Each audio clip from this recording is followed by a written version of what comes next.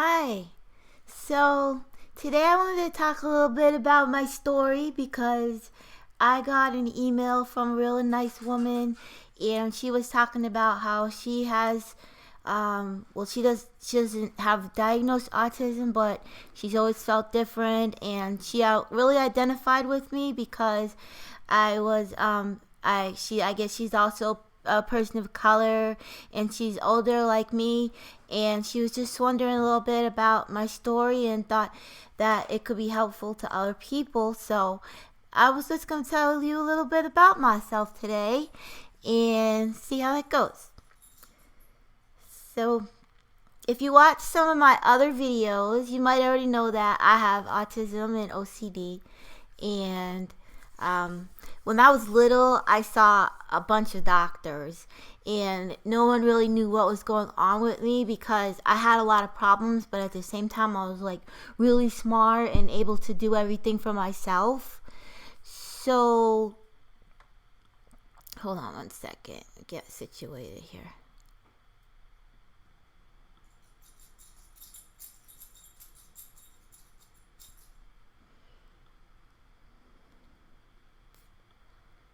Sorry about that. So anyways, I saw a lot of doctors, and because I was really smart, they just didn't know what to do with me. So I just kind of had to struggle on my own, and it was really overwhelming for me, like just life, all the noise and the commotion at school, and I was like a really literal person, so I would get really confused and flustered so easily. Like just didn't understand what people were meaning unless they were like really exact and direct about it, and that used to get me into a lot of problems when I was younger. And I had a lot of anxiety, and then I started to get depressed as I got older, and not understanding myself and no one else understanding me. It was really hard, and I was just on edge all the time, and I didn't know what depression was. All I know is I felt this deep terrible sadness that I couldn't escape, and I would make little ways to escape. Like I'd say, okay, I just want to die, but maybe I can just hold on because I have my next karate belt test in 2 weeks, and maybe if I can just hold on till then, everything will be okay after that. And I would just keep myself going with little goals. And it's weird for a little kid to be able to do that, but I guess it's just like what you do to survive and to help yourself. You just figure out ways, and that's what I would do. And I would hold on, and then the OCD started around, I would say, second grade. My OCD just hit me all in one day, and it was awful. It felt like a cloud just fell on top of my head and just never got off of it. And I was just getting what I would call it getting stuck, because I would just like be stuck on thoughts and worries, perseveration. And then I started doing rituals, like doing the locks on the doors and having to say goodbye to my mom a certain way, certain amount of times. I had bedtime rituals, I had leaving my mom rituals, I had all sorts of things I had to do. I had to do little ticks with my body and roll my eyes up in my head. And at school, I would like have to erase my answers and write them back in a whole bunch of times. So if I was taking a time test, it was like I had to finish extra fast so I could go through and do my erasing and writing again ritual. It was so much for a little kid, but I had to learn to cope because nobody understood me, and I didn't understand me. But I knew that if I felt like if I told anybody these things that I was doing and feeling, that like they would think I wasn't a human, or that I was so crazy that they would put me away somewhere, and I was just terrified of that. So I hid so much of it as best I could. I mean, probably it was noticeable, but at that time, no one just really knew what was going on. So that's how I had to deal with it. And I knew it was different, but I tried to maintain myself like the other kids around me. Like I tried to act like they acted so that I could fit in as best I could, and so people wouldn't pick up on the fact that all this was like so weird inside of me. And that's how I kind of blended in. And I mean, I suffered a lot as a kid, I'm not gonna lie, but at the same time, I was a happy kid. Like, in between all that, I was a really happy kid, and I just really enjoyed life, and I would wake up happy, and I, I just did the best I could to get through what it was, and I didn't want to lose my happiness. And I was always laughing and making jokes with my family, and like I am today, making jokes and making videos. I was like that as a little kid. I always wanted to make people laugh and do nice things for them. So I was always a happy kid. And as I got older, I started getting picked on a lot more. You know, the older you get, the kids start to notice that you're different and that you're easier to pick on. So they started in on me. They used to call me names and stuff when we were little, but then they started like actively coming after me and just trying to hurt me. I don't know why people do that. I don't know why. Like, what do you get out of that? But they would go out of their way to like come up to me, minding my business, to like tell me I'm a waste of a human. I remember this kid said this to me. I remember his face to this day. It was this blonde-headed kid, and he always had like a milk mustache. No matter what, he had a milk mustache, and he used to chase me around to school. Like after school, when we were supposed to be getting on the buses, he would follow me and then like say horrible things to me and make fun of me because I played the violin, and like whatever I was doing, he would just make fun of me. And still don't understand that, but that's what it was like. I got picked on a lot, and I started losing friends the older I got, because it got kind of like, instead of just playing with each other, games and stuff, it got to be more socializing and boys and girls and all this stuff that I could not wrap my head around. It took me a long time to. And so when I was that age, I just really started getting left out of things to the point where I just kind of became invisible, and people even stopped picking on me, and I just kind of was there. And that was a really sad time for me. That's when my depression got the worst of me, and I had some real bad thoughts, and I was older, so my thoughts were even worse than when you're a kid. And that's about when my parents told me that I was going to go into a mental hospital facility to try to get me some help, and I was terrified to go there. I was like, no. And hi guys, hi PA Grant, hi Justin Bennett. Thanks for about telling my piano skills. Thanks guys. Hi Flash in your pan. Sorry I didn't see your chat. It's setting up here. So I was put in the mental hospital, and that was really scary because when I went in there, like I didn't want my family to leave because everyone just stopped and looked at me, and it was so weird to be in there. And then my family left, and like they locked the door behind them, and you're locked in there. And so I was like banging on the door, and I'm like, let me out. And the guy came up, and he said to me, he said, you need to stop. And I was like, let me out. And he said, we can do this the easy way or the hard way. And I looked at him, and I'm like, all right, I don't want to know what the hard way is. Seeing you just locked me in here, God knows what you can do. So, I calmed down for that day. But it was a rough transition to get used to that kind of situation that I'd never been placed in before. And actually, I did settle down there, and they were able to diagnose my OCD at that time. And I actually calmed down there a lot, and my depression got better because they had a routine there. It was like, at this time you wake up, at this time we eat, at this time we do this group.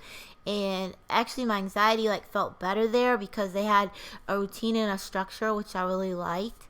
And so I was there for a couple weeks, and then I went home, and then they sent me back, and it just started this whole this whole pinball process of going to different hospitals, and it was really hard for me to cope outside of the hospital. It was easier for me to cope inside the hospital, I think, because of the routine. And when I would leave, I would get really, really anxious, and I would get really scared, and I just wouldn't know what to do. So I was like more comfortable at the hospital, but you can't stay in a hospital all your life, you know. And so it was really hard for me to adjust going and coming. And that's when they put me in a residential school, which you've heard, I'm sure, of residential schools for girls and boys. Some of them, this was one for just girls, and it was called Jermaine Lawrence School. I don't think they still have it anymore, but I went there, and that was like, it wasn't locked, but you weren't allowed to leave. Like, if you tried to escape, the staff would chase you down and tackle you and bring you back. So it was, might as well have been locked. And they took your shoes, so you had to always walk around in socks, because they figured that would keep you from running away. But girls ran away all the time in their socks. But I hated the residential school, though. It was dirty, and they had these level systems that were like impossible to do. Like, they expected so much perfection out of you, and they would fill out point cards, and if you made any mistakes or said anything wrong, or you couldn't swear or yell, or you had to follow all directions and do all these crazy chores. They make us do chores like all day. When we weren't in school, it was chores.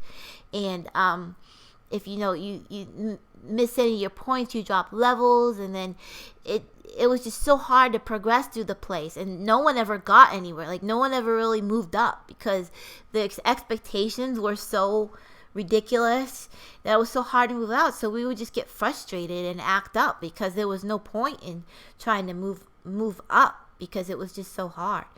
And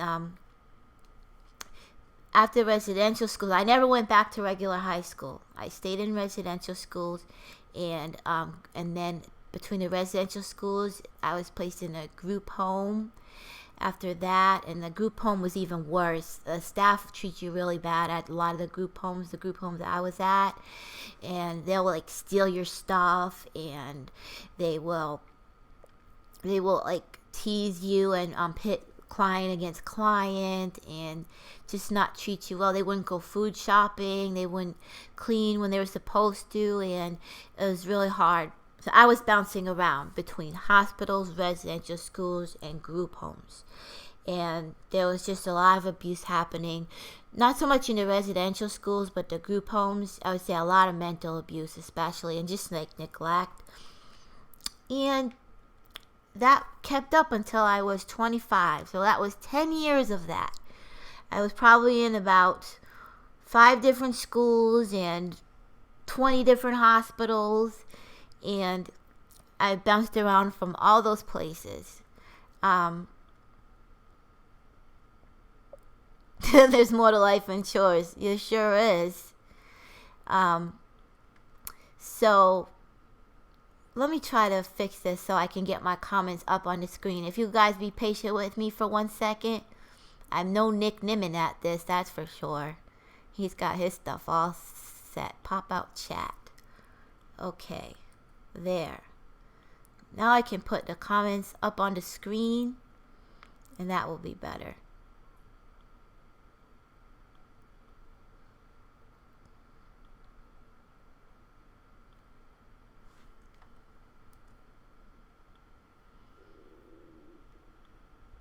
There. Okay, great. Alright. So when I was 25, something especially that happened, and that was I was placed in a place called the Judge Rotenberg Center, which is, I'm not going to really get into it too much.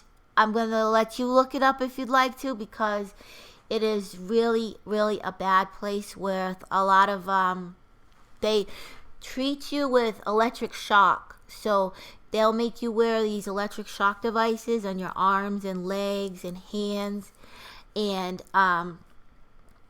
they would actually shock you when you do a behavior that they didn't want you to do. And I mean, these behaviors could be like yelling, standing, you couldn't get out of your seat, you couldn't do anything. You would get shocked for like all things that are normal in the regular world, things that aren't even things or problems, you would get shocked for in this place. And it really, really hurts a lot. It was a living hell. And if you do want to look it up, it's called the Judge Rotenberg Center. I'll type the name in the chat. I'll actually do that now for you guys if you ever... Do you enjoy more than editing? I love editing. Off topic, but I will tell you, Justin, I love editing. I don't know why. It's like so fun for me. But yes, shock treatment, Justin. But yes, no, I think I like live streaming when I have a good topic to talk about, and I love editing, but I think I probably love live streaming more because I like talking to you guys. So yeah, it would be live streaming, then editing, like right there. Yeah, shock treatment, but not the kind that's on your brain like you see they do for depression, where they put you to sleep first so you don't feel it, and then they'll shock you. Or in the old days, One Flew Over the Cuckoo's Nest, they didn't put you to sleep. But no, this is like on your body. It's called skin shock, aversive skin shock, and they make you wear these electrodes, and they'll push the button that goes directly to your backpack. You wear a backpack with batteries and devices, and they'll push a button which will activate your electrodes on your body. And it really, really, really, really hurts a lot. But I'm going to let you look it up if you want to. Warning, disclaimer, it's extremely disturbing and upsetting. So if you're easily upset by things like this, or saddened, or anxious, or if you've been through things like this and might upset you, I'm warning you that it's very intense. But that's what I went through when I was 25, and it was very, very hard place to be. I was there for... Did I get shocked a lot? Yes, I got shocked a lot. Because, I mean, I had some things I couldn't control. They were shocking me for having tics, which is part of, like, my OCD. Just, like, going like this, or if I tighten my hands, if I tensed my hands, or if I went like this, like, if I waved my hands in front of my face, I would get shocked for that. And... thanks, guys. I'm glad you like my videos. And yeah, so I got shocked a lot. And then sometimes I would just be done with stuff. Like the staff would be picking on me so bad. Picking on me. And like I just stand up and just they would just catch a fade right across the face. And then I get shocked. Or they used to make me count popsicle sticks to 12. You know those candy apple kits that you buy in the store? Well, that they sell in the store. I don't know who buys them, where you can or the banana kits where it comes with the popsicle sticks, and you can it comes with the candy coating for the apples. Well, we used to package the sticks for those things. We used to count them to 12 and put elastics around them to go to the company. And it was a sweatshop. That's what my brother called it, the sweatshop. We would get paid a penny a bundle. Even though we got paid a penny a bundle, I still never saw a penny of that money. So I don't know where it was going.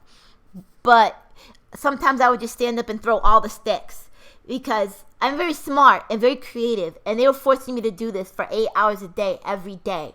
And I just couldn't take it. It was like my brain would just say, F you guys, I'm not doing this today. And I would just throw everything everywhere, and they would shock me for that. And I'd be like, okay, sit down and go back to work. But it would feel good to get it off my chest, like to get it out, to be like, okay, you guys know that I'm willing to get shocked over this, that just so you know that you don't have me under your complete control. No matter what you do to me, I'm going to be me, Yeah, so, wow, stuff like that, it would shock you. It's not good there without people not teasing. Yeah, it was hard. Well, they wouldn't even be teasing you. They would pinpoint you with behaviors, like, so hard to explain. I'll let you look it up, but like if you rock or if you talk without raising your hand, that's a behavior. And the staff would stand over you and they would say, no talking out, no talking out, no rocking, no movements, no manipulating objects, know this, know that, know this, and you'd be like, ah, and just stand up and freak out, and then they'd shock you. So they pretty much push you to the point of losing it. But enough about them. Moving on, when I was 32, I finally was able to leave, and I came to the place where I'm at now. I'm still actually in a placement right now, but I have a whole lot of freedom, so I pretty much do live my life like I would on the outside. And I started by making my piano channel because I love piano and I'm really pretty good at it. I can play anything that I hear. So I started just posting with my iPad little videos, and I was getting like nice feedback, and people were like, oh, can you do more songs and stuff? And I'm like, this is really cool, and I'm part of the world. I don't even have to go out, get in the car and go out and be around all these people. I can be part of the world. It's like, this YouTube is great. So I started making more and more videos, and I started getting subscribers and comments and likes, and I was like, this is so fun. So that's how I started my first channel. Hey, look, it's the Piano Girl. And what happened was, after a while, people started, I made a video where I actually talked to my subscribers, telling them thank you, because I had hit 5,000. What's my channel name? Flash in the Pan. Hey, look, it's the Piano Girl. Or are you talking to someone in the comments? Oh, you love music? Oh, me too. Hey, look, it's the Piano Girl is my channel name for the piano. And I had made a little video talking to my subscribers, telling them thank you. And they were like, we love your voice. We love when you talk. And I'm like, well, what do you want me to? They're like, please talk more. Do more videos where you talk. And so I asked, well, what do you want me to talk about? They're like, anything. We just want you to talk. So that's how I ended up starting my second channel, my vlog channel, where I started doing little vlogs. And then I felt like being a little more creative and like the things that go through my head. So that's when I started making the little comedy videos. It all started with the nickname and parody. And then I was like, oh, this is fun. And I was having a good time. So I started making more comedy videos. And that is my story in, I don't know how many minutes that was, but that is my story up until this point. And here we are having this live stream, hanging out with you guys. This is great. So that was what it was like for me. And I still have, my disability, but I'm a whole lot better. Thank you, Flash. I'm glad you subscribed to my piano channel. Let me know any songs you want me to do, and I'll do them for you. What was I saying? I'm not very good at multitasking this. Where was I? Somebody tell me where I was. Oh God, here goes my live stream. Oh, yeah, I still have my disabilities, but I'm so much better. And I attribute a lot of that to YouTube, because I used to not be able to really talk to people without getting all nervous and shy and looking down at the ground or over at the wall. And now from talking to the camera, you're welcome, Flash. Anytime I'll share, you're welcome. And now, like, from looking at the camera and getting used to all that, I've gotten better.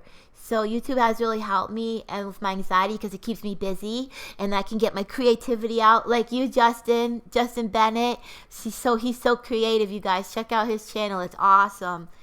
And so it's really helped me a lot doing this YouTube, and just all the interaction with my subscribers, and my confidence has gone way up, and I know that I am like a person of worth now, and I can have things to contribute. So it's been great. So with that, I'll wrap it up, and I want to say thank you so much for joining my live stream, and we'll do this again real soon. If you guys want me to do a live stream about like any particular topic, let me know if you think of something later, and I'll be happy to do it. Okay. So thanks everybody for watching and listening to my story. Okay, bye Justin, bye Flash, bye everybody. I'll say bye to, who else is in here? Bye PA Grant, and whoever else is in here, thank you so much. Okay, bye.